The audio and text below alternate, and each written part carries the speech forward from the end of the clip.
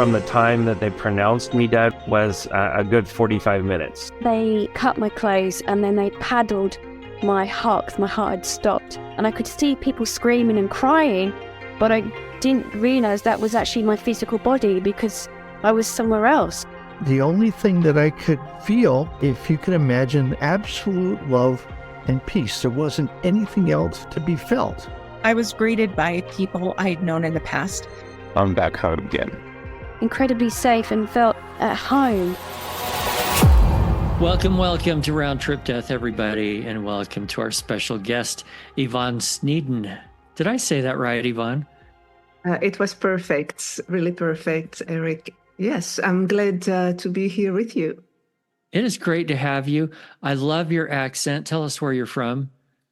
My accent is actually, I'm French. My first language is French. I grew up in Belgium, in the city of Brussels, which Belgium, for people that wonder where it is, it's the country between France and Germany. And it's a trilingual country, and I'm from the French portion of the country. There, you have three languages, French, Dutch, and German, and I'm on the French side. And somehow you learned English, too. Good job. Yeah. Yes, at 16, I took it in high school, and then later on in college. How long have you lived in this country? Since 2001. Okay. Is there anything else you'd like to tell our listeners so they can just know who Yvonne is a little bit? No, of course. So I moved to the US in 2001. I have a daughter. She's 28, and she is a wonderful psychotherapist. She's the joy of my life. I work in IT right now in one of the largest IT company in the US or in the world. It's an amazing, very human, very loving company. I mean, I'm feeling very blessed to be working there. And also, I am the co-producer of a documentary called Back from the Light, which focus on people that had near-death experiences and specifically the after effects, how they feel and how they live on Earth after such an experience. Can I ask you a couple of questions about that before we get into your near-death experience? Yes. And that is, tell me why you think it's often difficult for people after they've had an NDE to go back to a regular life. Well, I often give this picture. So everyone was living their life here on Earth. And then when we die and we go to the other world, it's as if we were waking up from a dream, and the dream is Earth, and all our concept of reality is much heightened in that other world, and it's so fantastic and filled with love and no stress, no hate, no anger, nothing, just love and beautiful kindness. And then people come back here in this world that has so many challenges. I'm always giving the picture, for example, if we live in a jungle or in a swamp. I mean, I'm sorry to say that way, but there's a lot of challenge on Earth every day. And then you don't realize it because you were born in it. And then suddenly you're moving to the best place in pristine and the sun is shining. There's nothing. You have beautiful mountains and lake. And then suddenly you're forced to go back to that jungle. Now, before you didn't know you were in the jungle, but now you know you are in the jungle because now you have a point of comparison, which is that amazing place. And it creates a lot of depression on people because they don't want to be here. They want to be back. And they also have felt who they really are, who we really are outside our body here and outside our life here. And now coming back, it almost feels like you have to do a new play. You're not real because you know who you are in the other world. So it's very difficult for some people coming. And then also there's a lot of side effects for people when people come back. A lot of them change their way of eating. The diet style is different, more holistic. Spiritually, people are changed, whether they have regardless of which religion or spirituality that they are actually embracing before, they become more universally spiritual. love as well, because you've been really bathed in love. So you have a lot of empathy and compassion. And when you come back here, you suck all the pain of people. And so you have to kind of learn to just protect yourself. Right. There's so many. There's a long list. IANS actually has made some studies about that. There's a long list of after effects. And we approached that in the documentary. We went to film people in their home and talk to their family as well, because the families also are affected by that change. Well, and if I can add to that, some people tell me they really miss it. So that's another emotion to deal with. And then you mentioned how people are changed, and some people have what I like to refer to as spiritual gifts. In other words, some become mediums because of it. They are relating to spirits or hearing or seeing or all kinds of other things, or all kinds of very intuitiveness that they didn't have before. And some of those are great, and people go, oh, yeah, I like this. But for some other people, it's more like, I can't turn it off. And I wish I could. It's a little bit overwhelming. You're right. My sister also had a near-death experience in Brussels, actually, and after when she came back, she said she couldn't go back to work for a few months, and she said she couldn't even go out because walking in the street, she could feel every emotions of people, which can be overwhelming when it's depression, despair, and she had a hard time on that one as well. We had one of my favorite interviews is, and maybe I'll stick this in the show notes. We had somebody on a year or so ago who lives in England. And when she came back, she could hear the thoughts of animals. That's amazing. All animals. That's amazing. Yeah. And it was great. And it was also very difficult. Like, she can't go to a zoo because it's way too much. But she can be in a park and a dog will come up to her, and all of a sudden she's hearing, oh, I don't like the food this guy is feeding me, and this leash is too tight, or, whatever it is. Anyway, so there are all kinds of things that happen, and I find it just absolutely fascinating. Yeah. And I see you have a beautiful cat back there behind you. Yes, this is Maddie. Maddie was my daughter's cat, and she moved out, and her fiance has a dog, and so I kept the cat because Maddie likes to be on her own. All of our animals have come from kids moving out and Oh yeah, you too. leaving them behind. I can relate. That's exactly my story. Okay, I want to jump into your NDEs. In fact, you had two of them, and we're going to go in reverse order. We're going to start with the second one, okay?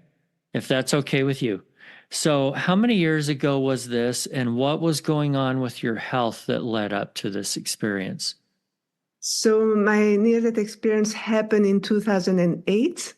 As I had moved to the US and working hard for making a living for my daughter and myself. I was divorced very, very quickly after I moved to the US. And so I had to make a living, and I overworked, I guess. And because I had to rebuild my life and my daughter's life and make sure she had the same opportunities as everyone else. I had the two things were happening at the same time. I felt in my heart that I was at the end of my life on earth. It's very, very unique. I've had it only once in my life. I felt that the energy of my life was running out. Just like you see those ads on battery on television with that rabbit. I don't want to say the name, but that's okay. Is moving and then the battery starts to slow, and that rabbit slow, and then it's over. So I really, really felt that the battery of my life was done, and I knew I was going to die. And then even I called my sister in Brussels, and I said, Mimi, I know I think I'm going to die. But don't worry, I'm okay. I'm okay. And she was like, what? No, you're not okay. And she was so worried. At the same time of that, I was developing arrhythmia. I didn't know yet that it was arrhythmia. I went to the cardiologist. My heart was racing uncontrollably. oftentimes in the evening when I was laying. And I went to the cardiologist, and he said that I was developing arrhythmia. He gave me some medication to take whenever I had a crisis or an episode, which instead, I often say that I had an accidental overdose because instead of waiting for the attack, it was so scary. I don't know if anyone has had that, but it's really, your heart is racing and there's nothing you can do. You can try to calm, it's not calming. So I was so afraid to have another crisis that I took the medication just to make sure I wouldn't, but that's not the thing to do when your heart is beating normally that day. So that's why I said I had those two events happening at the same time, feeling that it was the end of my life, the cardiologist giving me those medication. Because I knew I was going to die, I was putting the best, nightgowns or pajama, and during the day I was ruled all every day. So if the ambulance came, you were going to look beautiful. Good job. I was presentable. I was thinking, you think of all kind of things when you know you are going to die that you don't think of when. So, and then my sister was worried, but I was in total peace. And it doesn't make sense because my daughter was with me. So it's almost like heaven or the other side or the other world had already given me that peace for the journey I was going to take. So you took this medication, accidentally overdosed. Was there a point where your heart stopped? The paramedics came? Give us a quick on that point, and then let's jump into what happened. So for my heart stopped. I didn't have the paramedic coming. As you know, I had 2 near-death experience, and each time with the medication. And later on, I knew I had gone and I was dead. That was for sure. But then I went to the anesthetist at Duke Hospital, told me that medication was creating 2 different side effects. The first one was sleep apnea, which was my first NDE, and the second one, heart stop, which was my second. And she said to me that I was very fortunate that I was still alive, but because she knew that the dosage and my heart state, I could have just not come back. And then I was very fortunate. Right. So your heart actually stopped. Yes. And what do you remember happening to you at that point? So here I am, not realizing, because it's my second NDE, I didn't realize that medication was creating that stops. So I'm here in the afternoon reading on the sofa. I had taken the medication, and then out of a sudden, I feel my organs shutting down, and I'm instantly in God's light, in the light or in Creator's light. The shift was instant. I was just instantly in God's light. I was I was a spirit or a soul that had no memory of earth. I was just basking in God's light or in Creator's light, however you like, or people that listen are comfortable with, or Creator, light, Father, whatever. I'd rather you put it in your words. Okay. However you feel, whether that's God, Creator, Source, whatever, you use your words. So usually I say God because most people can relate to that word when we say God, because it's been such a familiar word. So I'll just keep God. And so here I am in God's light. I'm basking. I'm that spirit that has absolutely no fear, no negativity, negative emotion, no stress. I'm just basking, completely at peace, completely joyful.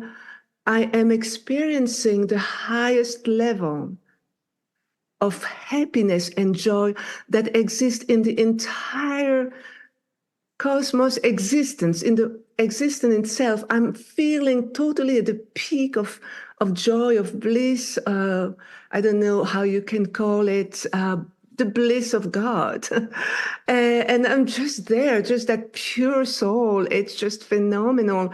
We're emerging with that love and that kind light. And I'm just there basking.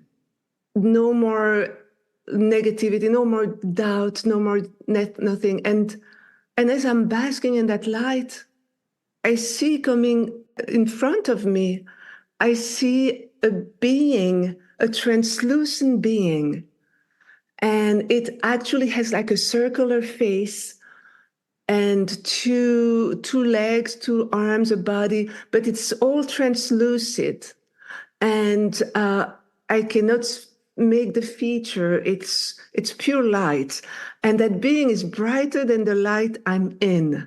It's coming towards me in a way hovering in a very graceful and loving and peaceful and elegant way. It just moves above me, like above, and comes above me, whirling above me like that, and looking at my being with the most amazing love and pride and amazement.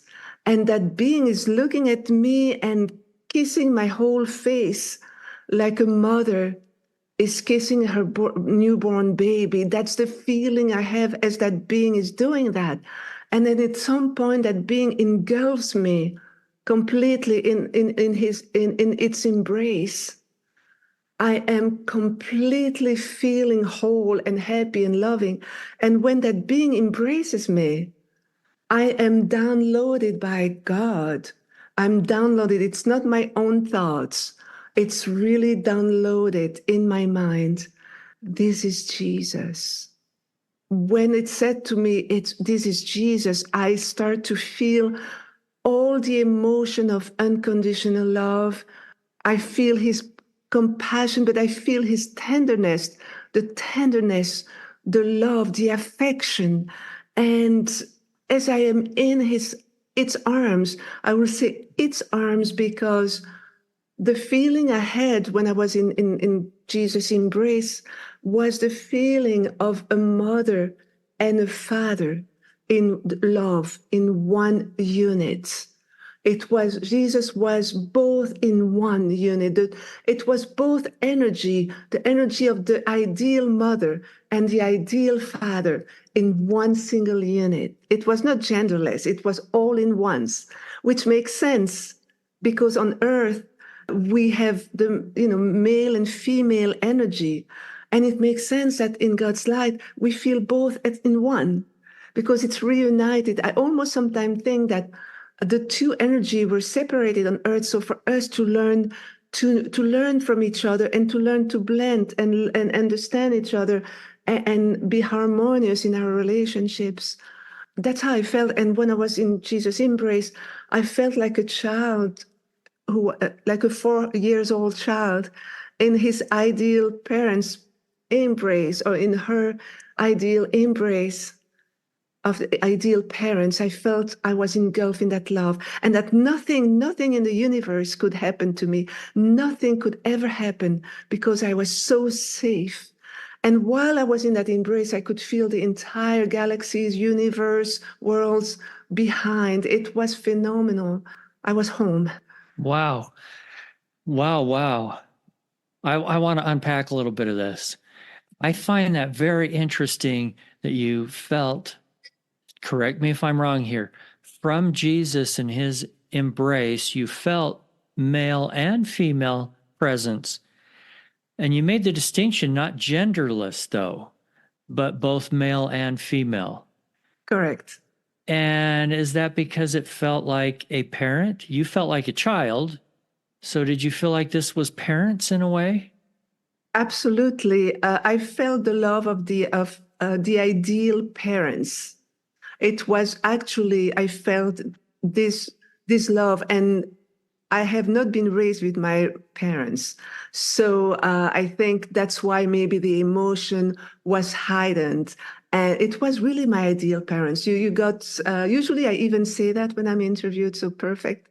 It was really that feeling of love, unconditional love of the parents, like you belong to us, you are ours, you are part of us, we're taking care of you. That is so great. And just feeling safe. How else could you describe that feeling of love? Have you ever experienced anything like it here, by the way?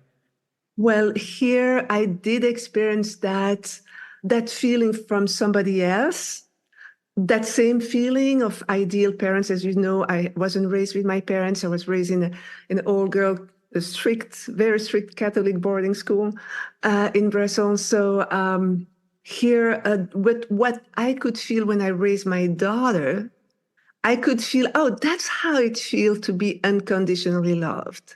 And I was experiencing, as I was raising my daughter, I was experiencing for the first time all the emotion what I should have felt if a mother had loved me, or if a parent had loved me. I say, that's how it feels when she was embracing me or loving me or holding me, and I was holding her. I say, oh yeah, that's what it is. It was a beautiful journey of discovering something I had never experienced all my life through my daughter's love. Yeah, you probably didn't expect anything like that either. I mean, did you even know that could exist?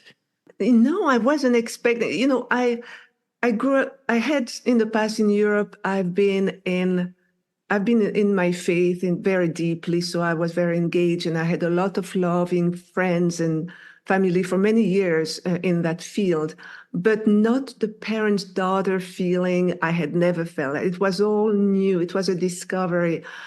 For anything, for example, if my daughter was sick and I was holding her the whole night in my arms to make sure she was safe, I had never had that. If I was sick in a boarding school, it was a very nice private boarding school. It's not that I was orphaned. My parents were well off, but they didn't have time for my two sisters and I, so they just parked us there. We were the only three girls that were staying for the holidays, for vacation and everything, and they were paying double. But so the only thing I would get is the nun giving me a medication and just staying in your bed and recovering on your own. But just the fact of holding my daughter and making sure she's okay, I never had that. And so every details, but it was a beautiful journey because I could love her the way I had not been loved. And it was just beautiful. That is beautiful. Okay, what happened next? So next, I'm in that embrace. I'm actually cuddled in Christ's arms, and I'm loved, completely feeling home.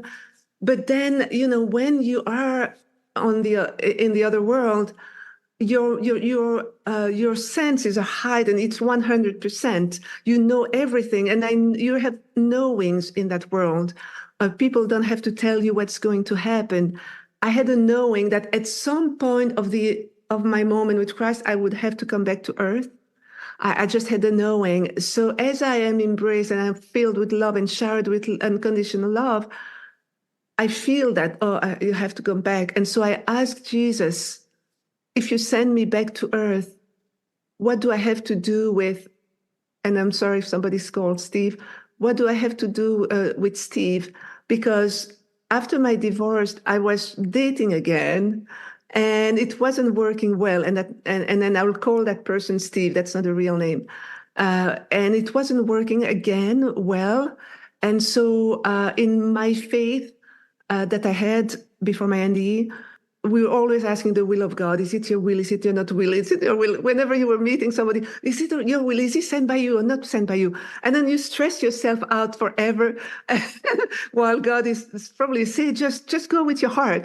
And so when I was there, I asked Jesus, if you send me to earth, what do I have to do with Steve? Because I was still in that mindset of, is it your will of God? And when I asked Jesus that, he shifted in the air in that light. He shifted in the air, took a more holographic countenance where I could start to see his features, his eyes and nose, because at first I couldn't, it was just light. And then I started to see his robe.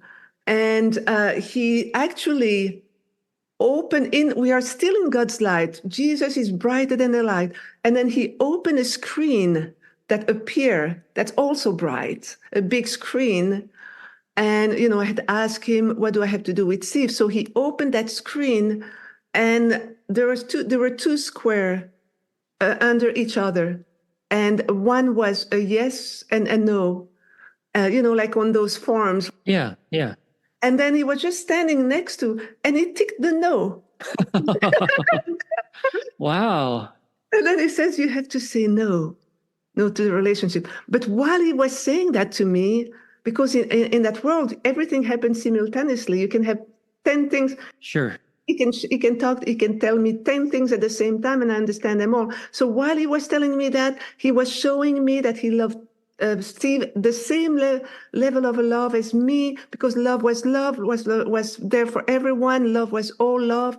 And so there was no judgment, but he said, you have to say no. And then to make sure, he said, you have to say no. He said, so it's a ticking and him saying you have to say no. So it was like a double confirmation for make sure I wasn't going back.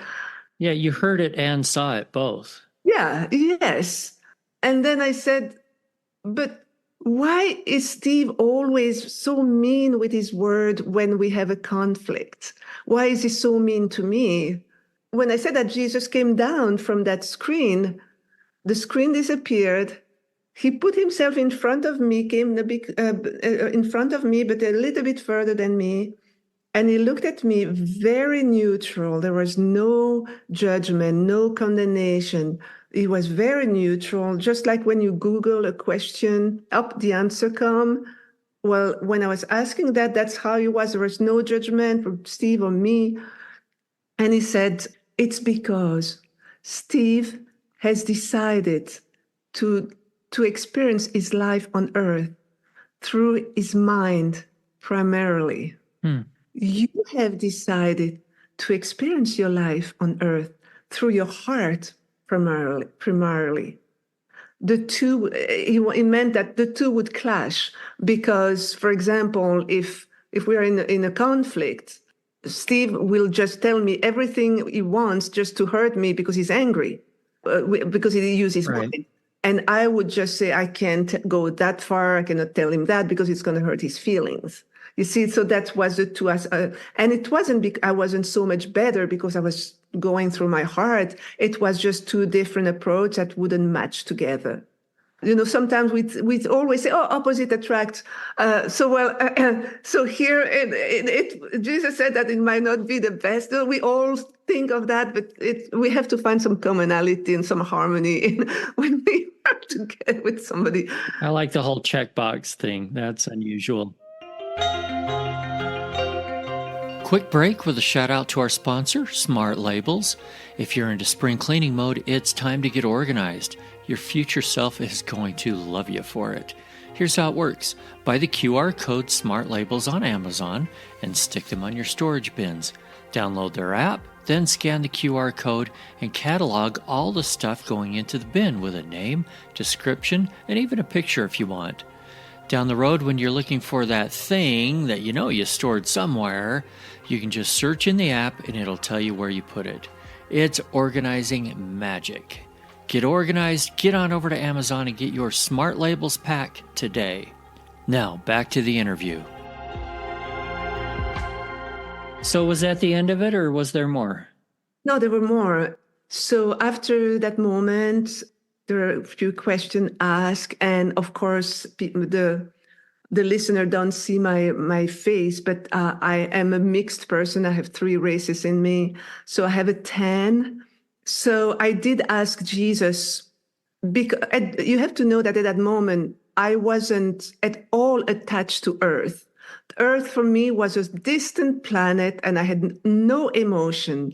And I asked Jesus, why is there racism on that planet, on Earth?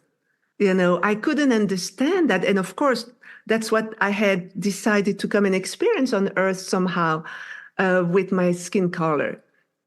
I said, why are people racist? And it was not like I was hurt or anything. I was totally detached. It's just asking something from another planet. I would have asked something from Venus, for example. And then he said something that I would never have thought. He said, it's because of their self-centeredness. And I said, because I would have thought bringing geographic location, culture, country, trauma from one of a race that have been traumatized for something, but not self-centeredness. And so actually what it meant when he was explaining, because it's all, of course, everything is from thought to thought. It's not verbally spoken. We talk. It's from heart to heart. He meant that most of us, regardless of the race. I mean, I have traveled the whole world. I've been in all the continents except Australia, and I've seen racism in all the directions. And so I'm not talking about a specific race when I say that, but. He explained that when racism is birthed in self-centeredness, in the sense that we want to be surrounded with people that are like-minded, that look like us, that do things like us, that have the same type of upbringing. So when you want to keep the same race around you, it's because you want a reminder of who you are. You want a reminder of the same color that you are you. Everything has to remind you are the point of comparison. Yeah. But people here don't have that choice. Is that a choice we made before we came here? What choice? What do you mean? Of being around people of the same race. No, you don't. We don't have that choice. We don't have the choice. But it's, you can actually be with the people with the same race and not have that racism in you. Sure. It's only for people. This is an answering a question on people that are racist. I grew up in a country which was 95% white, even more growing up, and I've hardly experienced any racism.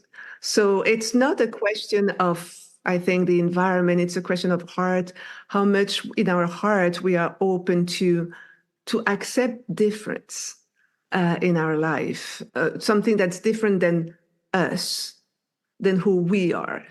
So what was your next question?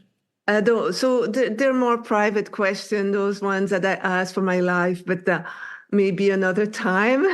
Okay, that's fair enough. All right, what happened after that? So after that, after asking those questions, Jesus came back to my left. From standing there, he just shifted to my left here, and we proceeded outside of the light. When Jesus was to my left, he actually took more of a more physical form. So I could now see that he had a robe on. I could see he was still holographic, but more solid. And Jesus has changed his, because initially we are light and we can change forms. And here Jesus changed form like 4 times during my NDE, according to what he was giving me. So to my left, he was there. And then we were both progressing towards outside the light. And ahead of me, I saw a crystal city, a celestial city, a crystal city. It was magnificent. It had huge, tall crystal buildings. It had just a fantastic blue sky, but there was no sun. I couldn't see any sun around. It was wide avenue. Everything was shining of light and glory. It was just the most amazing. And I felt so excited because I felt like I was going home. I knew that was my home. And I was just, like when you rush, you're so happy. Oh, it's home. And I was just trying to rush to go home. I was so happy. So finally home, finally home. It's like when you are going on vacation and you have the sunshine, everything is fantastic, not a worry in the world, and you're happy. I was just feeling that happiness as I was walking towards that crystal city, and Jesus was on my side. And then suddenly I felt like some people were walking towards my right. Like when you walk in a street and then suddenly you feel some people are. So I felt that. I feel like people are going to walk towards that same place. I feel people are coming.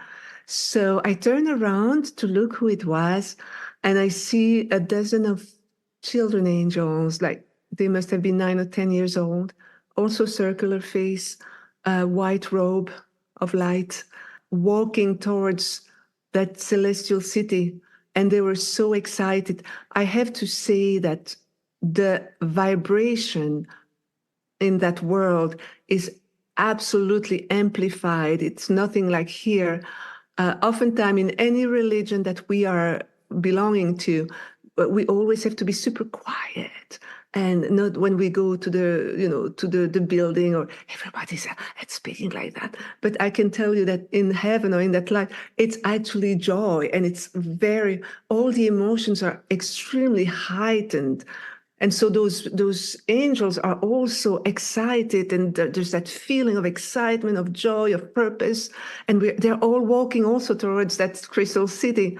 At some point, one of them looked, and then he thought, okay, it's Yvonne. It's not a big deal. It's not a big deal. It's Yvonne. It just looked at me.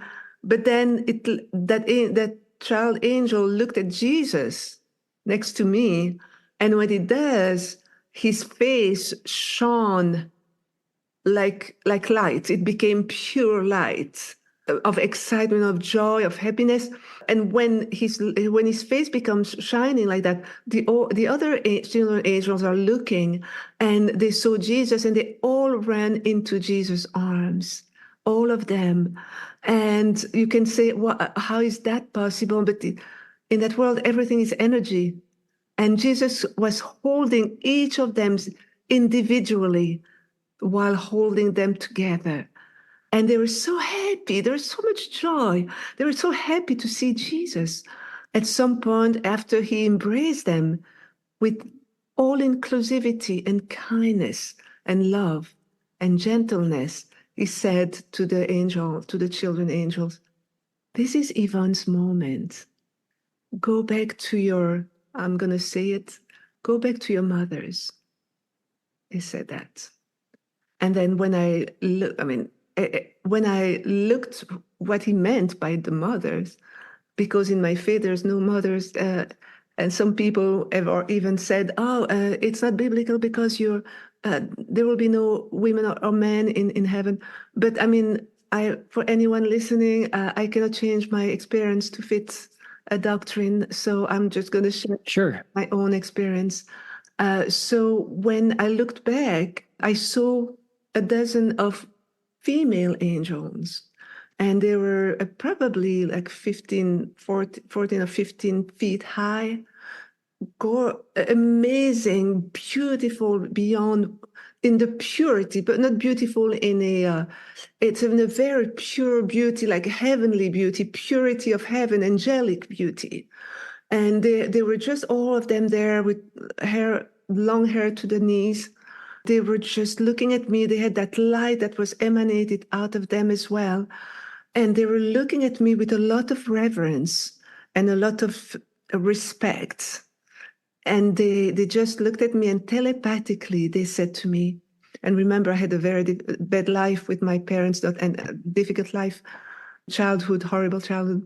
So they said to me, and then everything I had experienced being in the US, and they said to me, Yvonne, always with that sacredness and that purity that's the feeling that you can only find in that world. They said, and kindness, they said, Yvonne, we will never harm you. We will never hurt you, because this is home. You are one of us. And I say that. When they said that, I said to Jesus, I don't want to go back to earth. I want to stay here. This is home.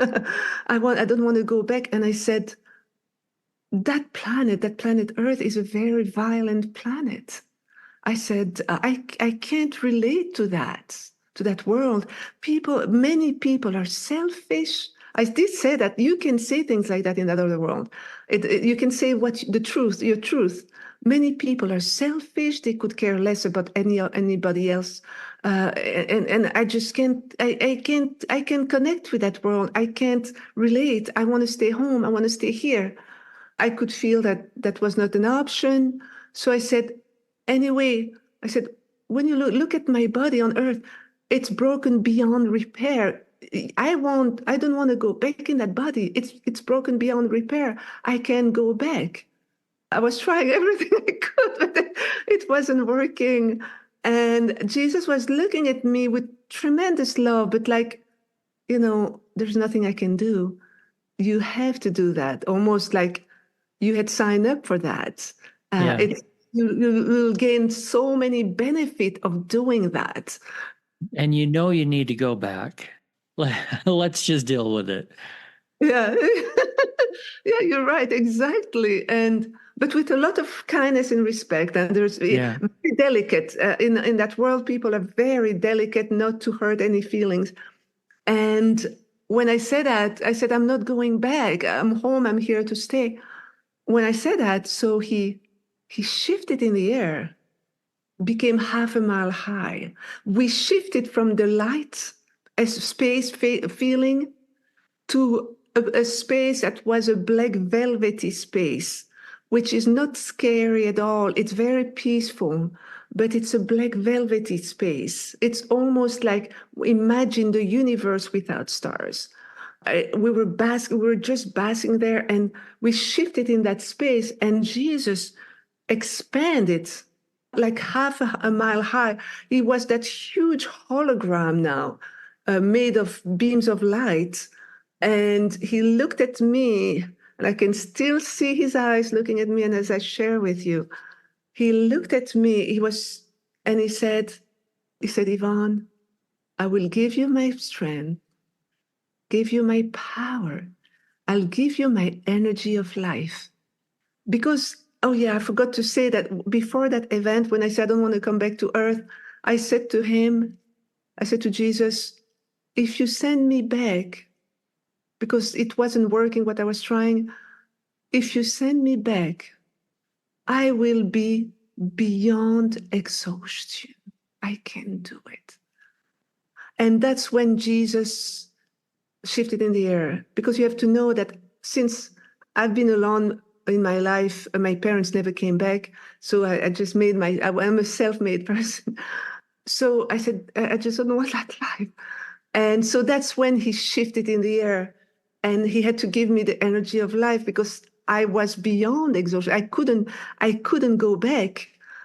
So he shifted in the air, he expanded, and then he said, Yvonne, I'll give you my strength, I'll give you my power, I'll give you my energy of light. And then he said, lift your hand, my spirit hand. And he put his finger on mine. And even though he was half a mile, I could feel his finger, because it's all energy. It's all energy. And when he did that, I had a flood of a waterfall, or imagine a waterfall that came of sparkling goldish white energy that actually filled my entire spiritual and being and body being. When he did that, I could feel that energy of life that was giving life to every bone I had, every muscle, every nerve, each cell of my body. I could feel every single cell of my body being regenerated by that energy of life that I needed to come back. So was there a point where you remember coming back into your body specifically? Yes, because when Jesus came back from that moment of feeling me, he came back in front and he said to me, and that was the last part of my experience, he said to me, Yvonne, when he came back, he shrinked back to his form that he had, and he became again that physical being. And he said to me, Yvonne, I love everyone. I love humanity. I love everything and everyone. I love my babies. He said that. And I thought, well, you're Jesus. You came to earth to show us God's love. That was your mission. You wanted to show us unconditional love through God's love. And I was thinking that, and it's normal that you love everyone. And he said to me, I'll show you how I love. I show you. And when he said that, he took my heart, I'll say my heart for people to understand. He took my heart and blended it with his. So it is more like it took my essence, the essence of who Yvonne is as a spirit, as a being, and he blended my essence with his essence. And we became one. And I say that for people that have a Christian background. There's a scripture where Jesus says to God, let there be one like you and I are one. And I was feeling that oneness at that moment. It was the oneness that we all are one. We all are one because we're all made of the same one light, the God's light. We're all made of that same light. We all initially are one. And he said, and I felt that oneness. And because whenever Jesus wanted me to feel that oneness, because at that moment, when we merged together as one being, we were one being, I could feel every second, every instant, every emotion that Christ had, that was billions of waves of unconditional love, of kindness, of goodness, of tenderness, of joy, there was forgiveness. There was not even forgiveness, because forgiveness in that world meant that we had done something wrong. But there was not even that there. It was like just the acceptance, the celebration. We were all one, the joy. And that's the moment that's extremely hard for me to express in human words, because it's so pale. Even the whole experience is so pale when I explain it. But that one is extremely hard to explain, because I felt billions of explosion of celebration, for not only for human beings, but for all planets, all cosmos, all existence, every being that exists everywhere. There is just that, and everything, every animal, everything that exists, nature. There was like that explosion of universal love, and I could experience that after that incredible. And I'm doing such a poor job of expressing that moment, but No, you're doing a great job. I know we don't have the words to do all of it, but go ahead and finish. thank you. And that's when, after that moment, we demerged. For people to understand, in that world, we can merge with one another like that, like I merged with Jesus. For example, Eric, if I meet you in that world, in the light, world of light, and I ask you, well, how was your life on earth? And then I can ask, would you give me permission to merge with you? And if you do, I can become you, so I can experience every single emotion of your entire life on earth. Here on earth, we can share our story, our childhood, but we miss so many elements because we only talk about memories.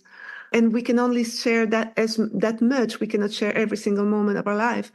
But in that world, we can merge and become the other person, because then we have the whole life as if we had lived that life. And then we can demerge and we can understand each other better. It's a great thing. And so when we demerged, I knew 100% that it was time for me to come back. Jesus backed off like that a little bit, and he told me, that's over, you go back to earth. Like there was no longer, please, can I stay? I knew that I couldn't plead anything. Yeah. And you felt a separation of some sort. I felt a separation, and I felt coming back through dimensions, and then slipping back into my body from my head, like an envelope, like a letter come back in an envelope. And I felt that. Okay, I need to take a breath. That's a lot. That's amazing. Thank you for sharing all of that. I have one question, and then we're going to move on. We're going to get into your first NDE. My question is, you had mentioned a while ago about being able to see more clearly his robe and his features. Can you describe those at all? Yes. So Jesus changed shape because, he was first a being of light. So the first one was light, as I said, just a circle with the arms and the legs were more like a, flame of fire, but it's light. I didn't see hands and everything. It was just two flames of fire. When you look at the flames of fire, it just ends like into a peak like that. So when he moved back first, that's how he was, and the legs were like that as well. And then when he was standing for the form, yes or no, there he was no longer translucent. It was a robe made of light. He was made of light. So his face I could tell the feature and little hair coming there, but it was still all light. It was all white of light. I could make feature, nose, mouth, eyes, but he was still a being of light. When we came out of the light to go towards the crystal city, and he came to my left, and he was more physical. So he had a robe, a white robe. For me, but Jesus can appear, because he's light, he can appear differently. But for me, he had a robe. He was about 6 foot, 5'10", between 5'10" and 6. He had dark brownish hair like that, here up to here. And that's all I could see. And then I could see his face was more human, just more like imagine the Jesus that you imagine. That's how he looked like at that moment. So when I said I didn't want to go to earth, and he shifted in the air and he was a huge hologram, then I couldn't see his robe. It was more like light. I could just make his face, which was, again, that brownish hair, but he had those eyes that were very piercing. For me, I know that other people have seen Jesus differently, because Jesus is light. He can appear the way, but for me, he had green eyes, and he was just looking at me deeply with those eyes. And the robe, he had his robe, but it was just, his robe was always light, made of light. And everyone in heaven had those long white robe. Every being in the world I was were emanating light from inside out. It's like the inside of their body is not made of bones and blood like we have on earth. It's made of light. So that's why the body emanates light all over around them. And Jesus had that same thing. So even though he had a robe, the robe emanated light. It makes sense. I mean, he's called the light of the world. Yes, yes. Okay. Here's what we're going to do now. I mentioned earlier that you had 2 NDEs. We started with your second one. We are going to split this up, and we're going to do a bonus episode that will come out later this week that is dealing with your first NDE. And one of the reasons we're going to do it this way, as our regular listeners know, a while back we asked, do you want us to stick on our very tight niche of classic NDEs only, or also get into things that are other related kind of experiences, which is a part of what Ian studies as well. So I'll let our listeners know up front, our bonus episode that's going to be coming out with your first NDE is a little bit more out there into these other related type experiences. A word that comes up, I don't really love it, but it comes up all the time, is woo-woo. If you want to call it woo-woo, you can. I don't mean that as any kind of a judgment call on this, but it's going to be super interesting. And so I invite everybody to come back for the bonus episode. And you can stick around with me for a few minutes now so we can get to that point. Yeah, absolutely, Erica. I'll be happy. And it's very unusual. I'm just warning people. Thanks again for listening and sharing this podcast. Don't forget to hit the follow or subscribe button and sign up for our newsletter at roundtripdeath.com. If you want to share your near-death experience, or if you have questions or comments about the show, send an email to eric@roundtripdeath.com. Until then, I wish you everything good that you're looking for in this life and the next.